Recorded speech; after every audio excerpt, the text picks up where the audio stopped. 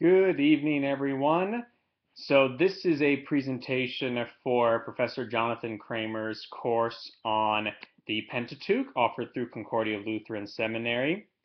And tonight's presentation will be on God's Theophany to Moses in Exodus 3:4. My name is Andrew McDonald, and I'm hoping that this will be informative, learn a bit about Exodus and this episode, and that it won't be too boring. I'm also hoping as well. I recommend, if you're following along, that you have a copy of Exodus opened up right now, chapters 3 and 4, because I'll be making a number of references to the text as we go. So this theophany to Moses is probably one of the most famous scenes in the book of Exodus and probably the Old Testament as well.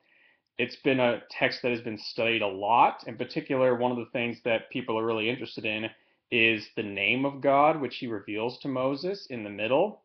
I'm not going to be concentrating on that so much. What I want to look at especially are Moses's protests. He has several protests that he gives when God calls him to deliver Israel out of Egypt, and look at God's responses to those protests, because these moments take up a good deal of God's conversation with Moses, and I think we can learn a lot about who God is and what he's doing through this theophany by looking at those. Just before we do that, a little bit of a background context. So by this point in Exodus, Moses has fled from Egypt. He's been living in Midian for a while. He's married a Midianite woman, the daughter of the priest Jethro, and he's tending Jethro's flocks as a shepherd.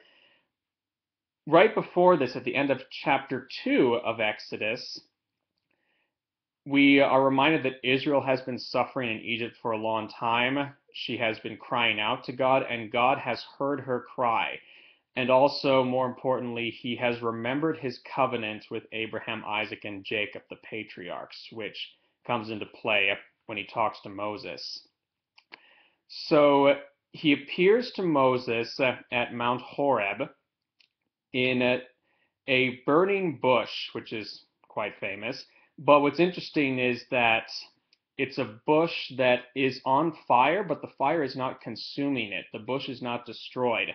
And fire is a common sign of the presence of God in the Old Testament. It's also present when he appears at Mount Horeb to all of Israel, when they are given the Ten Commandments and the Mosaic Covenant. But here, even though fire is a destructive power, it's not destroying the bush, and it's a much smaller theophany. So I think here we can see the graciousness of God and his condescension to the frailty of humanity. At the same time, as Moses quickly learns, even though he's curious, God is still dangerous. He warns Moses not to approach any further, remove the sandals from his feet because he's staying on holy ground. And when he says who he is, I am the God of your father, the God of Abraham, the God of Isaac, the God of Jacob, Moses hides his face because he's afraid to look on him. So even in the bush itself and Moses' response when God speaks to him, we see the mercifulness of God, but also the holiness and the power and the danger of a sinner approaching this holy God. One other thing that's interesting is how we're told at first that the messenger of God speaks, and there's a bit of a distinction between the messenger and God Yahweh himself, but the text doesn't make a clear distinction. They seem to overlap very quickly, which suggests, and this is a topic for another time, but that the relationship between the messenger of Yahweh and Yahweh himself is a very close one. And even though there's a distinction, they're not very, that when the messenger speaks, God himself is often speaking. So God says that he has heard the cries of his people, their affliction, and he has come down to bring them out of Egypt, and he's going to bring them to the good land of Canaan, which is an echo of his promise in Genesis 12 to Abraham, I will give this land to your descendants. So Abraham and his family did not get to inherit the land, but the time is coming when God will fulfill that promise and he will give this land to Abraham's descendants. And then he also says, I am sending you, Moses, to Pharaoh so that you may lead them out. So even there's this paradox that God himself will deliver Israel from Egypt. He's the one who will bring them out. And yet Moses himself will also lead them out. Now, it doesn't have to be a contradiction. God is the one doing the delivering throughout, but God likes to use means, in this case Moses, to be the one through whom he will lead them out of Egypt. So now we come to the protests themselves. And Moses' first protest is over his own unfitfulness for this. Who am I to lead these people? One commentator I found really helpful in preparing for this was Cornelis Houtman, and he points out that Moses' protests, he has 5, but the first 4, they have a pattern where first he says his issue is his own suitability, and then the second and third are whether Israel will believe him as God's messenger, whether they will accept him as from God, and then fourth he comes back to his own suitability. One interesting thing here also is that Moses doesn't seem too concerned about the wrath of Pharaoh. He doesn't really bring that up, but rather his own suitability for this call and then Israel's ability to believe him. And his question of who am I is, I think, a just question because he does have a history living among the Egyptians. He was raised in the house of Pharaoh himself, even though he's Hebrew. And it's known that he murdered an Egyptian. He was actually wanted to be killed by Pharaoh, and he had to flee Egypt for that reason.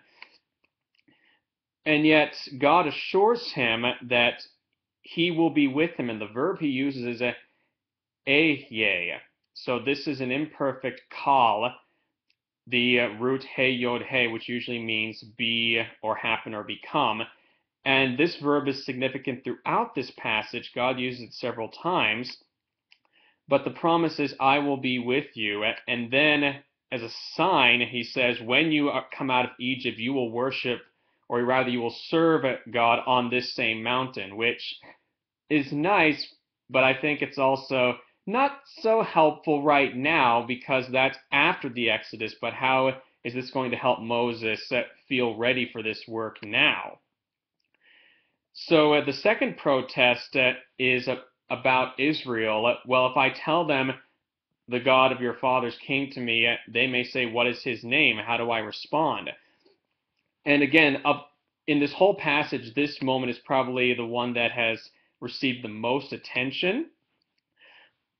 God's answer, is this a real answer? Is this a real helpful answer? Is he really giving away his name? And is this the first time God has revealed his name to the world or to Israel as Yahweh? Or is this not a new thing?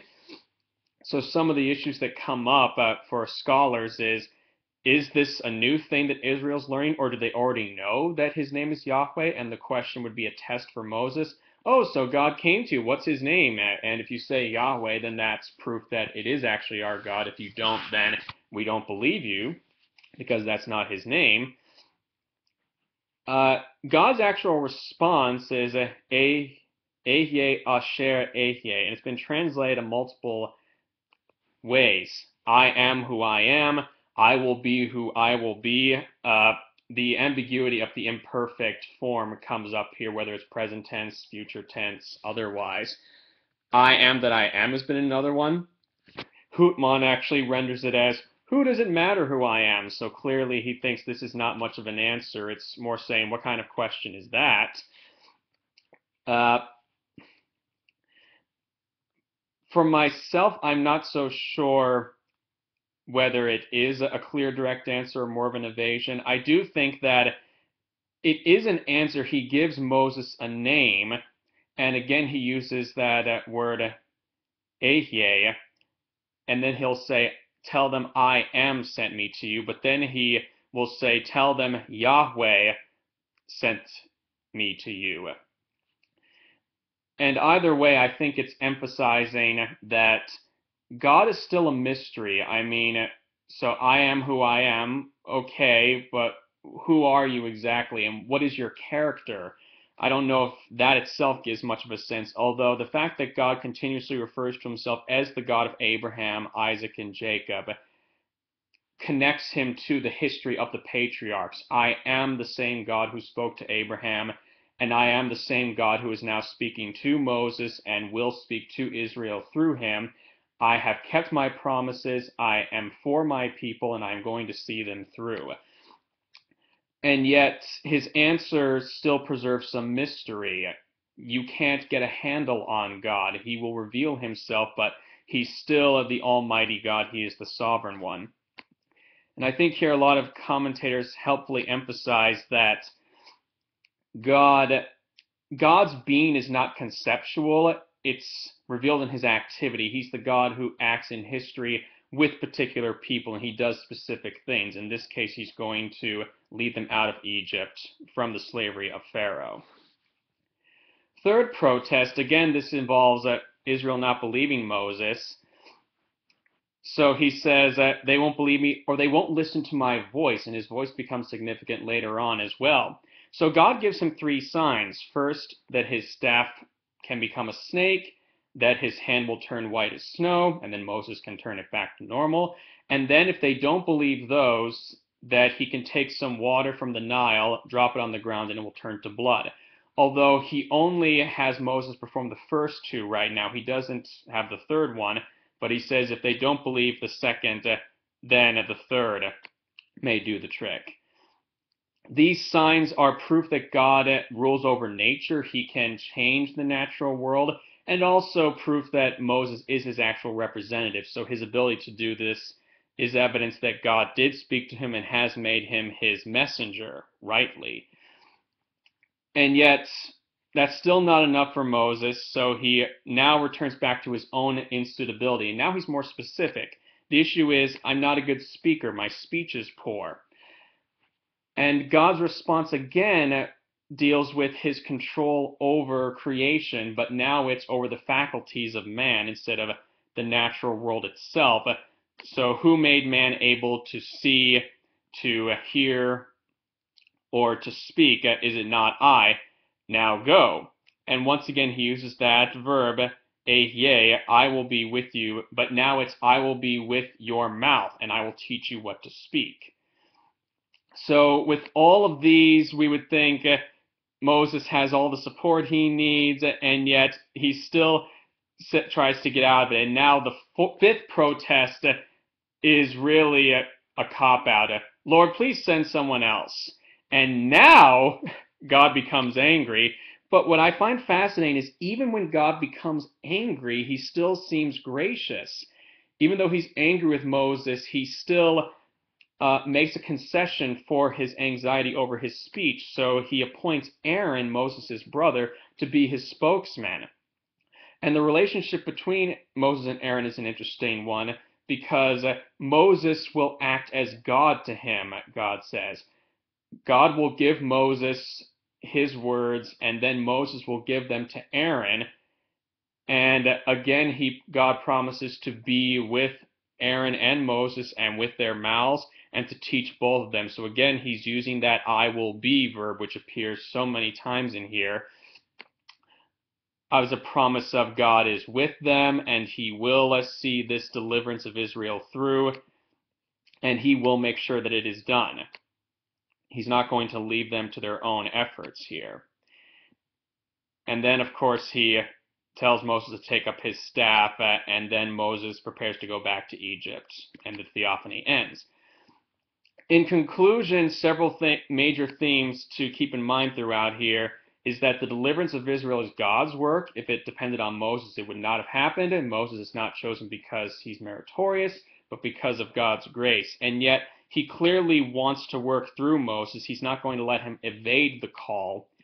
And God is at the same time sovereign and mysterious. He's the Almighty God, and yet he condescends both for Moses' sake and Israel's, showing them grace.